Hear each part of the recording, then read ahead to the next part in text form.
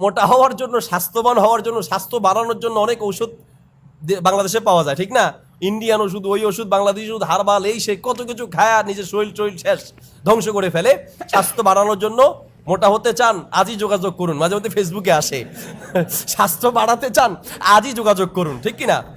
মূলত হাদিসে বর্ণিত মোটা হওয়ার একটা ওষুধ পাওয়া যায়। সুবহানাল্লাহ। নবী সাল্লাল্লাহু আলাইহি সাল্লাম খেজুর দিয়ে শশা খেতেন। আয়েশা রাদিয়াল্লাহু তাআলা আনহা বলছেন, আমার মা চেয়েছেন, আয়েশা রাদিয়াল্লাহু তাআলা আনহা বলছেন যে আমি যেন একটু স্বাস্থ্যবান হই, কারণ রাসূল সাল্লাল্লাহু আলাইহি ওয়াসাল্লামের কাছে যাবে, একটু স্বাস্থ্যবান যেন আমি হই।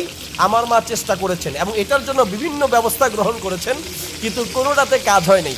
সর্বশেষ আয়েশা রাদিয়াল্লাহু তাআলা আনহাকে ওই খেজুর আর শশা একসাথে খাইয়েছেন।